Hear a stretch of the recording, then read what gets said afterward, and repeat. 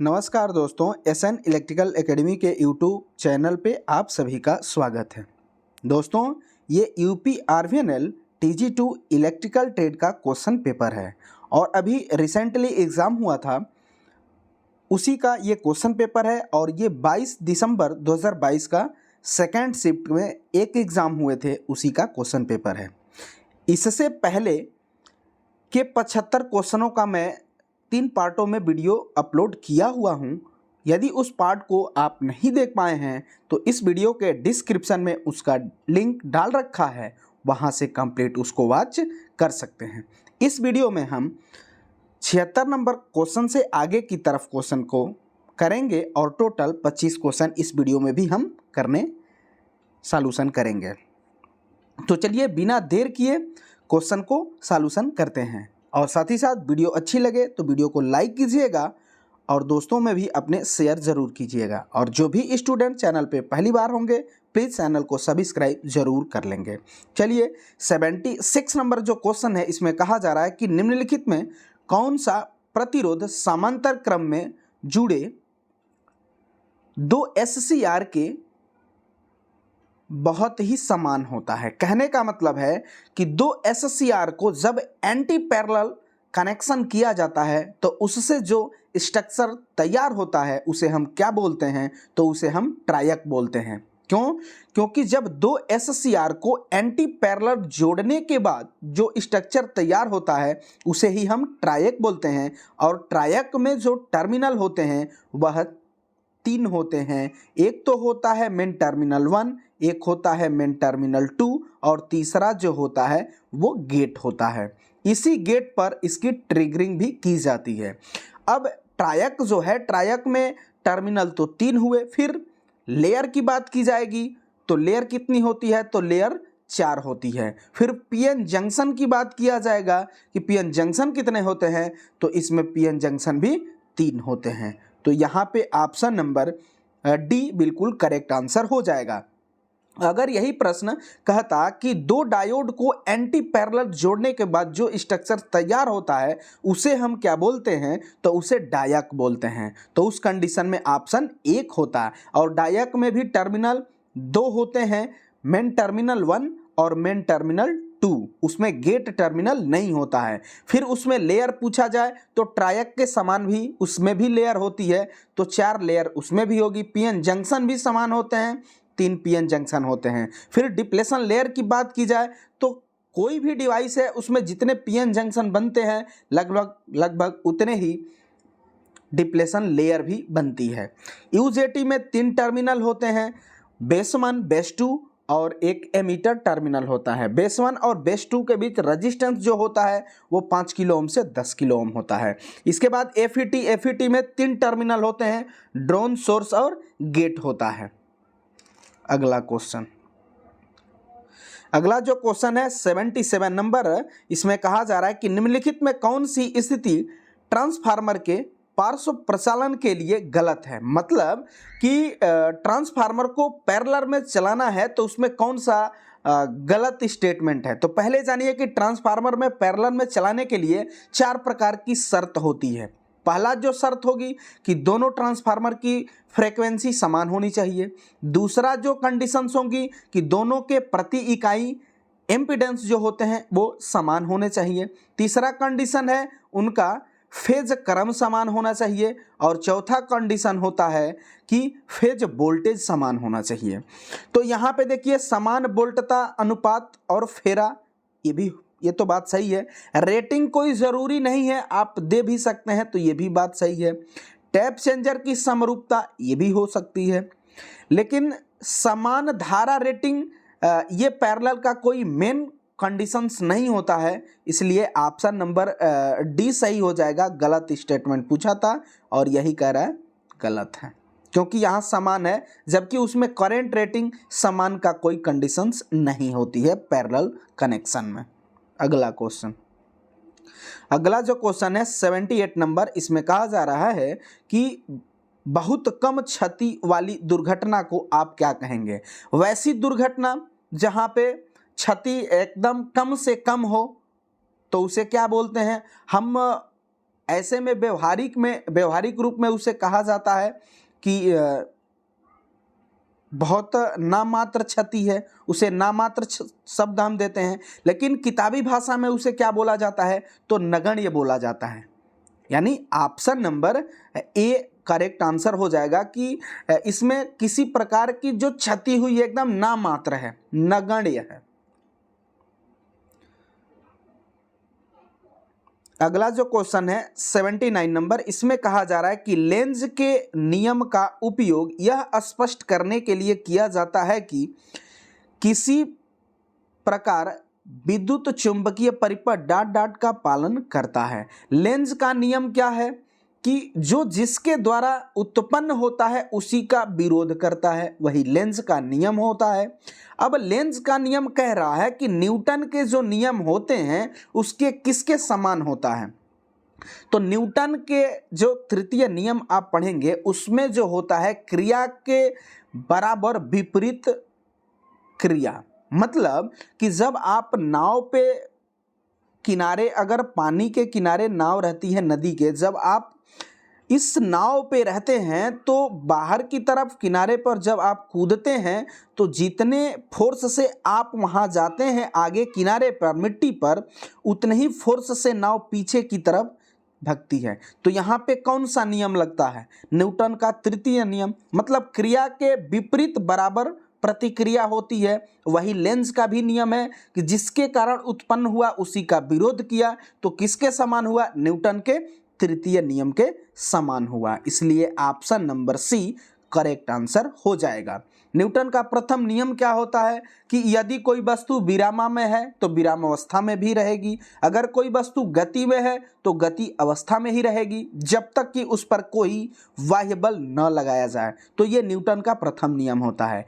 Newton का द्वितीय नियम क्या होता है, तो F बराबर m/a, वैसी वस्तु जिसका द्रव्यमान और उस पर लगा त्वरण के गुणनफल के बराबर जो फोर्स लगता है, इस कॉन्सेप्ट पर न्यूटन का द्वितीय नियम होता है। और द्वितीय नियम से ही ये फार्मूला भी आता है F बराबर m/a, और ये तीसरा नियम आपको हमने एक्सप्लेन पहले किया। फिलहाल यहाँ पे ऑप्शन सी करेक्ट आंसर हो जाएगा। अगला क्वेश्चन 80 नंबर क्वेश्चन है कि वह प्रवेधन मशीन है जिसमें एक भारी गोल ऊर्ध्वाधर स्तंभ क्षैतिज भुजा को आलंबित करता है और जो ड्रिल हेड को वहन भी करता है। कहने का मतलब है कि वह मशीन जो भारी वर्क में काम करती हो, वर्टिकल उसको हम पोजीशंस में लेके काम करते हैं, और उसका हेड जो होगा वह क्षैतिज हॉरिजॉन्टल अवस्था में होता हो, तो वह ड्रिल मशीन जब ऑपरेट होती हो तो उसे कौन सा पोजीशंस हम कहेंगे, तो उसे रेडियल ड्रिलिंग मशीन बोला जाता है। और यहाँ पे वही चीज आंसर नंबर सी में दे रहा है कि radial drilling machine. Option number C सही आंसर हो जाएगा। अगला क्वेश्चन, ये क्वेश्चन नया क्वेश्चन है, आप सब ध्यान से जरूर देखेंगे इस क्वेश्चन को।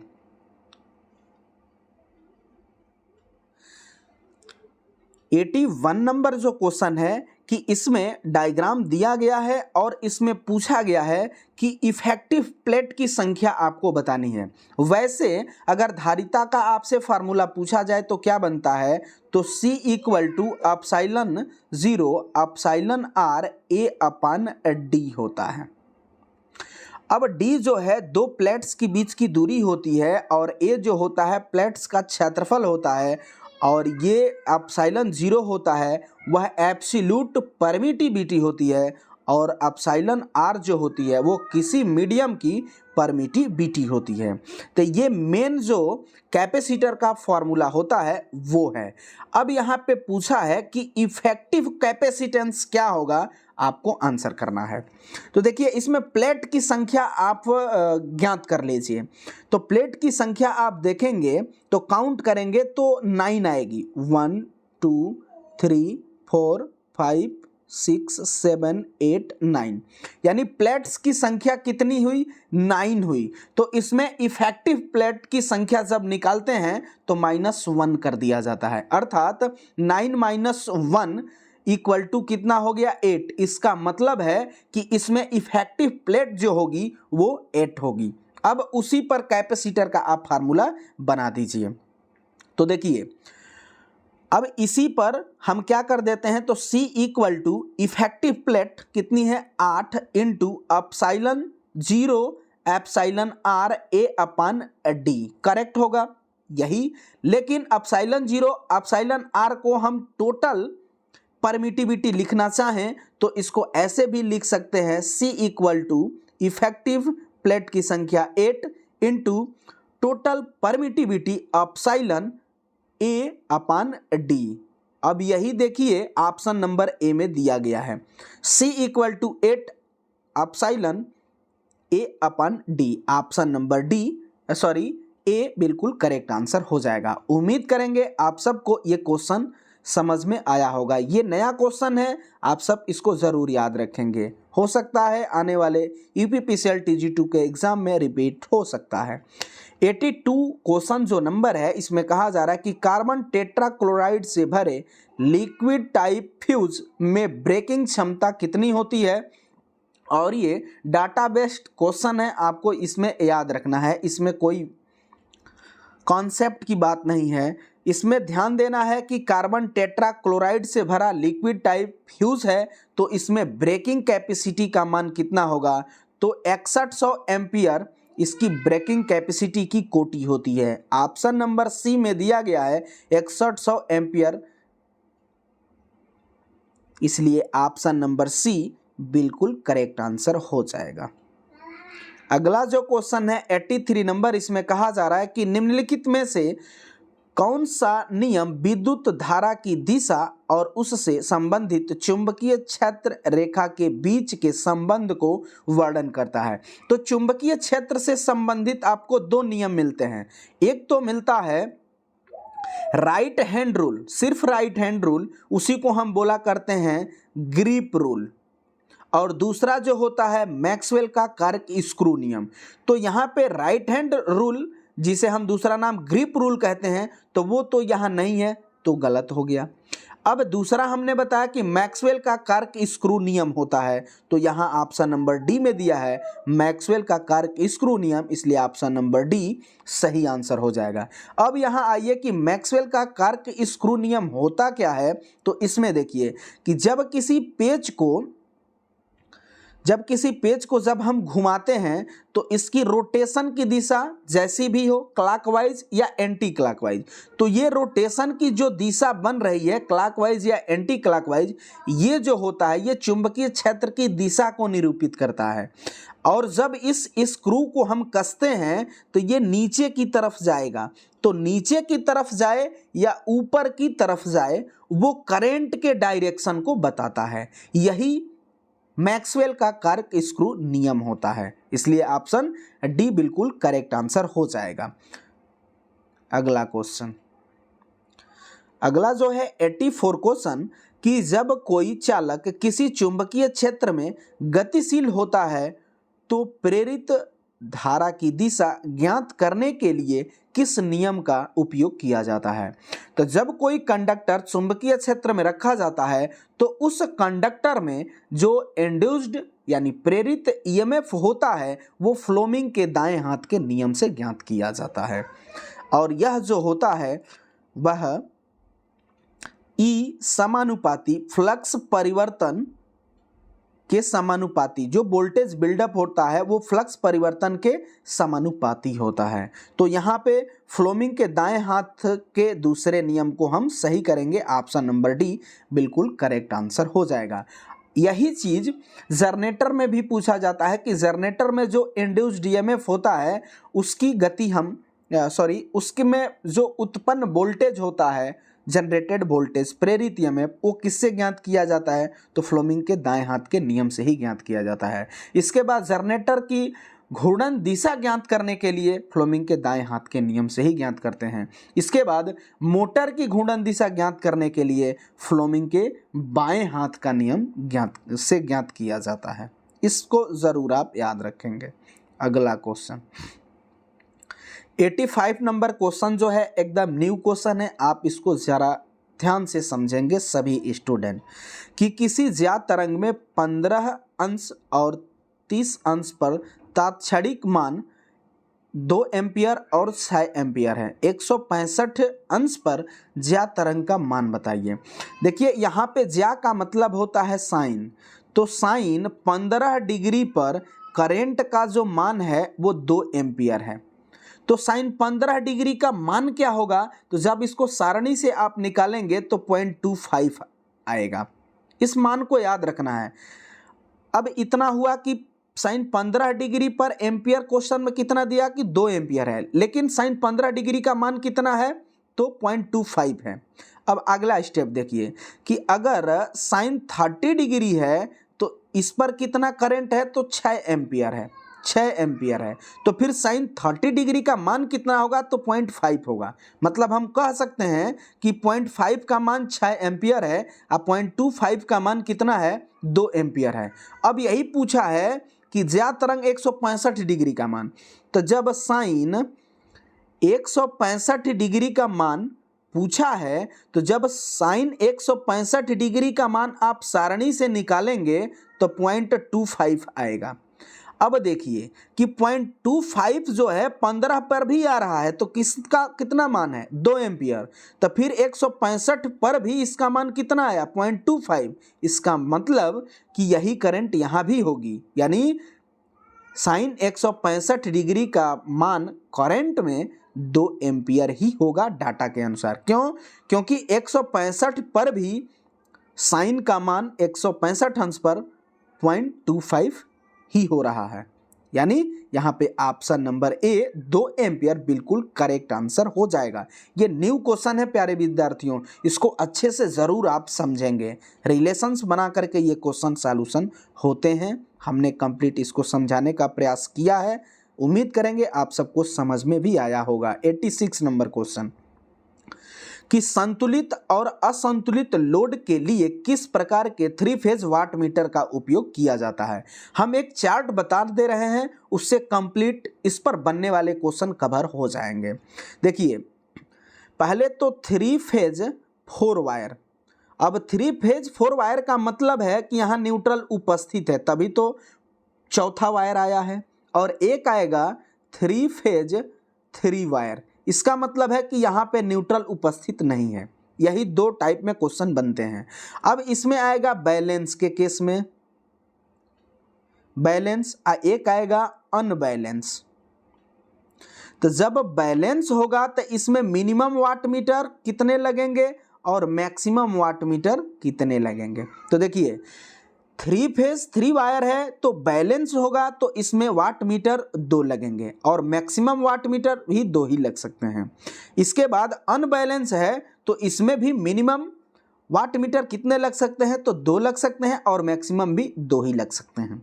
इसके बाद अब 3 फेज 4 वायर जहां पे न्यूट्रल उपस्थित होता है तो इसमें अगर बैलेंस की बात किया और इसमें भी अनबैलेंस की बात किया तो क्या कंडीशंस होंगी, तो इसमें भी मिनिमम आएगा और इसमें भी मैक्सिमम आएगा। तो अगर बैलेंस लोड है तो इसमें कितने वाट मीटर से मिनिमम माप सकते हैं 3 फेज 4 वायर को, तो 1 से, मैक्सिमम 3 से। अगर अनबैलेंस है इसमें तो मिनिमम कितने वाट मीटर लग सकते हैं तो 2 से माप सकते हैं और मैक्सिमम 3 से माप सकते हैं। तो यही क्वेश्चन पूछा था कि बैलेंस अनबैलेंस लोड को निम्नलिखित में से 3 वाट मीटर विधि से किसका उपयोग कर सकते हैं। तो 3 वाट मीटर विधि से करेंगे तो 3 वायर होंगे और 2 उसके क्या हो जाएंगे एलिमेंट मिनिमम हो जाएंगे। और यही क्वेश्चन पूछा था, ऑप्शन नंबर डी बिल्कुल करेक्ट आंसर हो जाएगा। 2 एलिमेंट और 3 वायर टाइप, यानी ऑप्शन नंबर डी बिल्कुल करेक्ट आंसर हो जाएगा। ये दोनों सारणी आप जरूर याद रखेंगे, इस पर सभी प्रकार के क्वेश्चन कवर हो जाएंगे। अगला क्वेश्चन 87 नंबर, लैप बाइंडिंग के लिए निम्नलिखित में से कौन से विकल्प सही हैं? लैप बाइंडिंग जो होती है इसे हम कंप्लीट बाइंडिंग भी बोलते हैं, और ये समांतर बाइंडिंग होती है।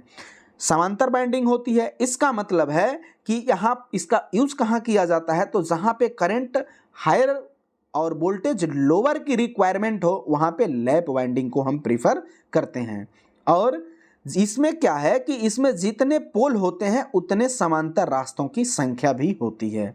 तो यही चीज कहा है कि बड़ी संख्या में चालक होंगे, यानी बड़ी संख्या में पैरेलल कंडक्टर होंगे, वही रास्ते भी बनते हैं। तो ऑप्शन नंबर यहाँ पे ए बिल्कुल करेक्ट आंसर हो जाएगा। अगला क्वेश्चन 88 नंबर क्वेश्चन है कि निम्नलिखित में कौन सा भूतार अर्थवायर के लिए सत्य है? अर्थवायर, तो अर्थवायर क्या है कि जब कोई मोटर लगातार चलती है तो उसका वायर का अगर इंसुलेशन डैमेज होता है तो उसमें जो वोल्टेज करंट होती है वो उस मोटर की बॉडी से टच करती है, तो उस बॉडी में कुछ लीकेज करंट फ्लो होने लगती है। वही लीकेज करंट को हमें ग्राउंड करने के लिए अर्थ वायर का उपयोग किया जाता है। अगर वह प्रॉपर ग्राउंडेड है उसकी बॉडी, तो जो लीकेज करंट आएगी तो कोई भी ऑपरेटर उस मोटर मशीन के संपर्क में आएगा, उसके मेटल बॉडी के कांटेक्ट में आएगा, तो फिर जो करंट वोल्टेज आ रहा है वो तुरंत ग्राउंड हो जाएगा और उस ऑपरेटर को प्रोटेक्शन मिल जाएगी। तो यह बेसिकली फॉल्ट करंट के एक मार्ग प्रदान करता है, ग्राउंड करता है। तो यह केवल दोष यानी फॉल्ट करंट को प्रवाहित करता है, इसलिए option number B correct answer हो जाएगा। अर्थ वायर का रेजिस्टेंस मिनिमम से मिनिमम रखा भी जाता है। अगला जो क्वेश्चन है 89 नंबर की धारा ट्रांसफार्मर सीटी और पोटेंशियल ट्रांसफार्मर पीटी किस श्रेणी में माने जाते हैं? तो देखिए ट्रांसफार्मर जो हैं इसमें इंस्ट्रूमेंट कैटेगरी में दो ट्रांसफार्मर यूज होते हैं, एक तो होता है सीटी और दूसरा जो होता है पीटी।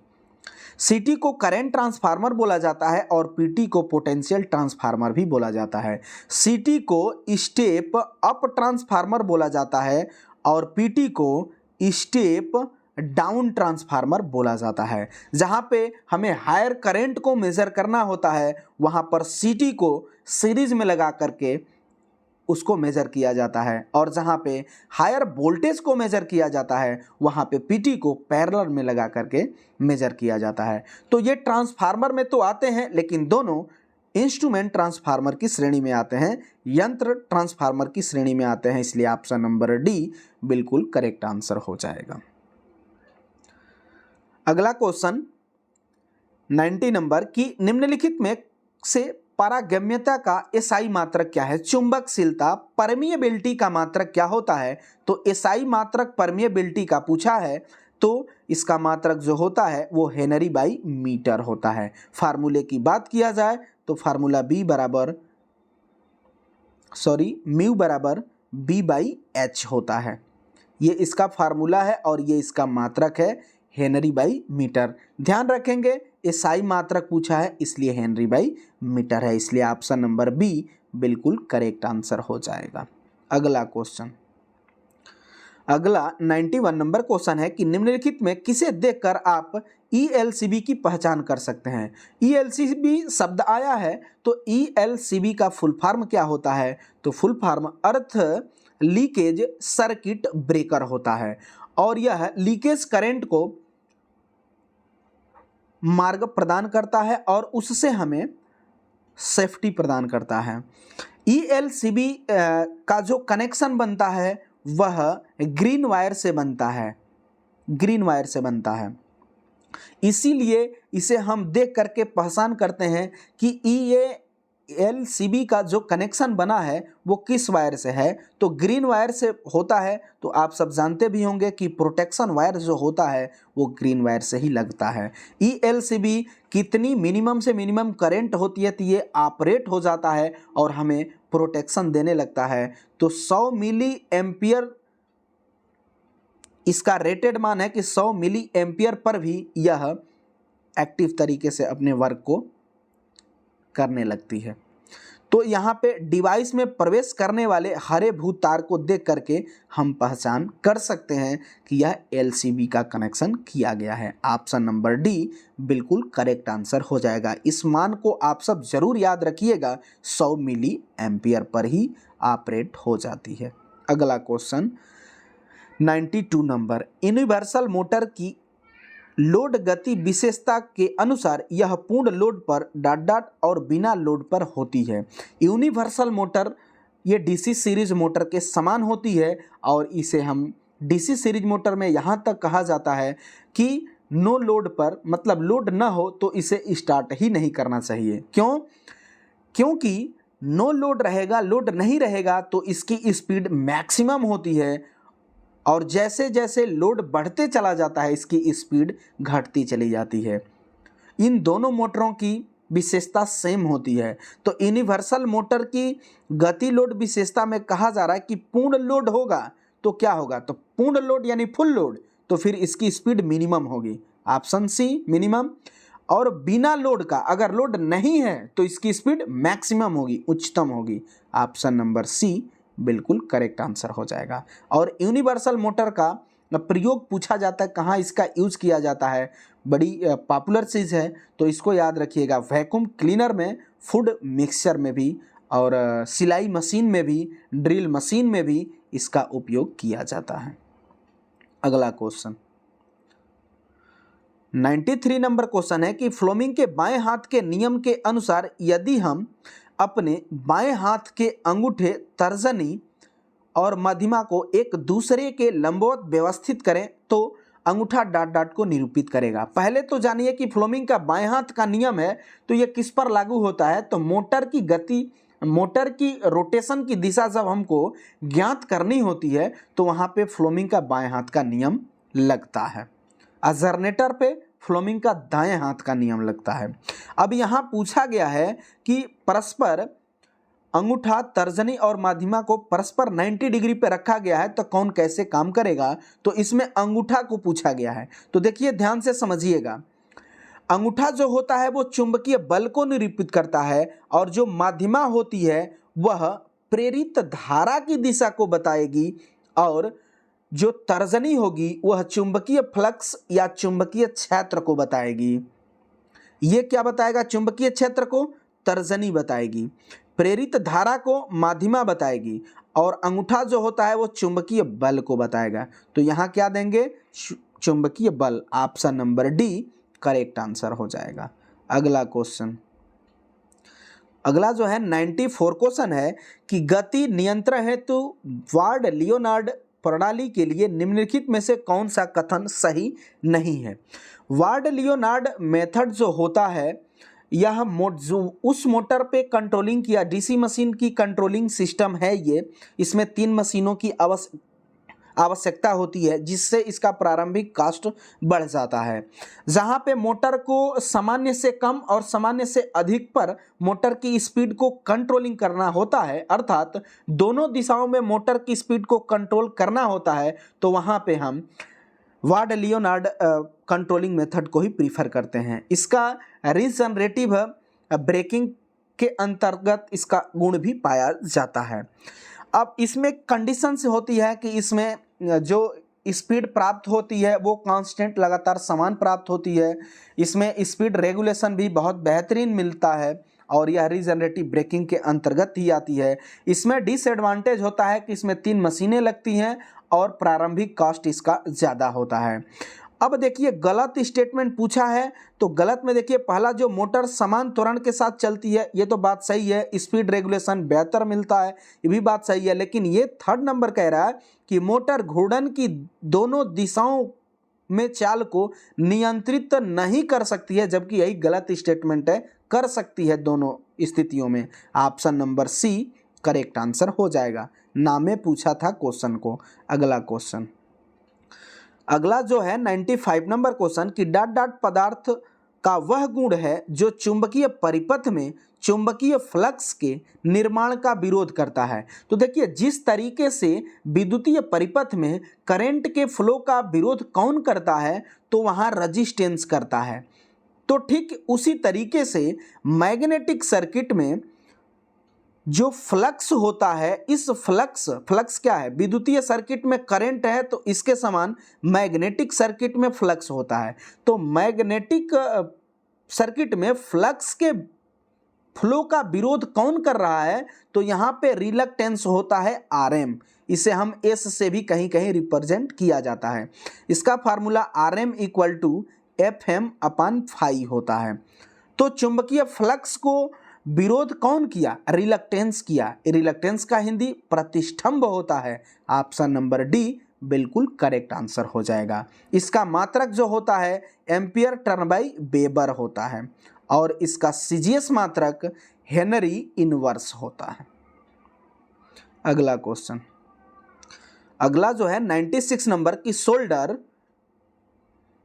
अनिवार्य रूप से किस मिश्र धातु का होता है। मतलब सोल्डर में कौन कौन सी धातुएं होती है, तो इसमें एक तो टिन SN होता है प्लस PB लेड होता है। रेशियो की बात किया जाए तो 63% टिन होता है और 37% लेड होता है।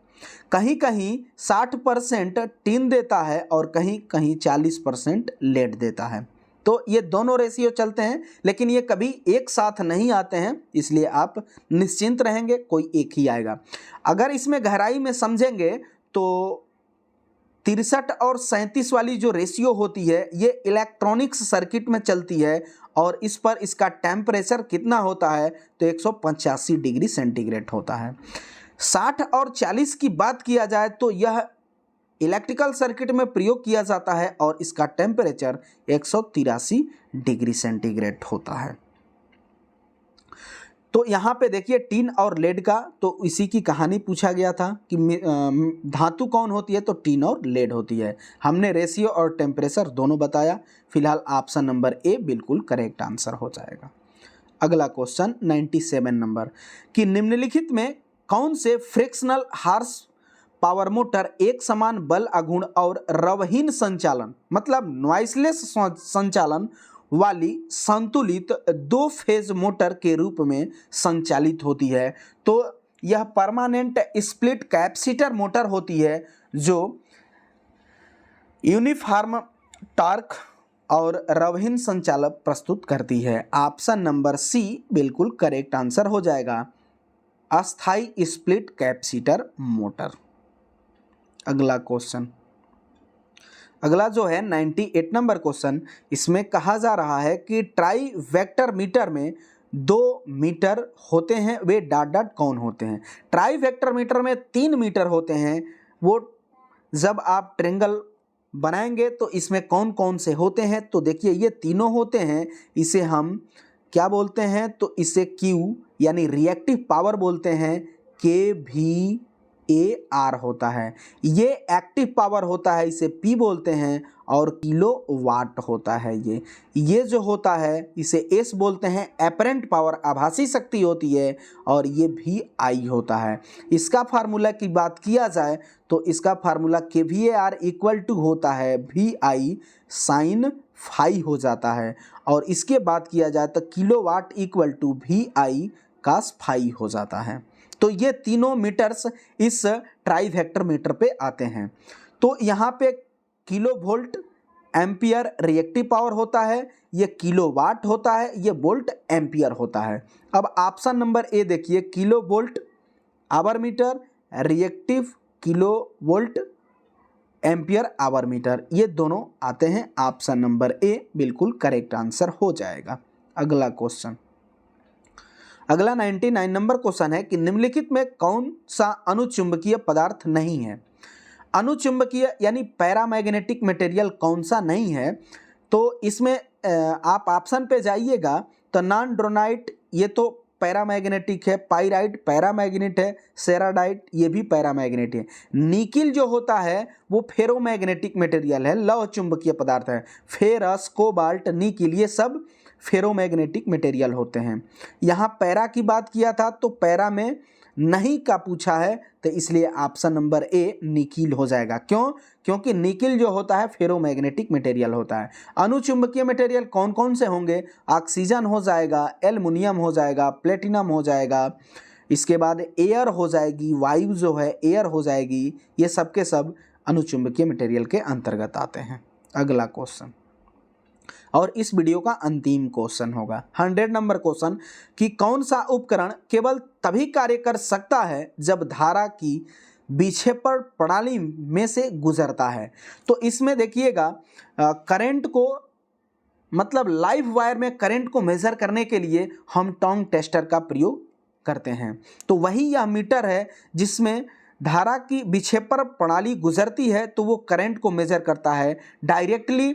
ये लाइव वायर में इसका 2 जबड़ा होता है, यहाँ से इस जबड़ा ओपन होता है और जो भी वायर है इसके अंदर डाल दिया जाता है, फिर जबड़ा ये क्लोज हो जाता है और हमें इसका डिस्प्ले यहाँ लगा रहता है। इस डिस्प्ले पर इस वायर की करंट को बता देता है, तो इसे हम टोंग टेस्टर भी कहते हैं और यह बेसिकली एसी पर ही वर्क करता भी है।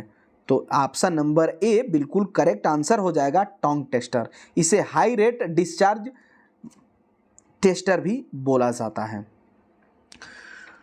तो दोस्तों वीडियो अच्छी लगे तो वीडियो लाइक कीजिएगा और साथ ही साथ अपने दोस्तों में भी वीडियो को ज़रूर आप शेयर ज़रूर कीजिएगा। साथ ही साथ आप सब से रिक्वेस्ट होगा कि ज़्यादा से ज़्यादा अपने दोस्तों में भी वीडियो को ज़रूर आप शेयर ज़रूर करेंगे। और जो भी स्टूडेंट चैनल पे पहली बार होंगे प्लीज़ चैनल को सब्सक्राइब ज़रूर कर लेंगे। आप सबका एक एक लाइक और एक एक कमेंट्स हमें अगली वीडियो के लिए प्रेरित करता है। तो आप सबसे यही उम्मीद करेंगे कि आप सब हमें ज़रूर सपोर्ट करेंगे।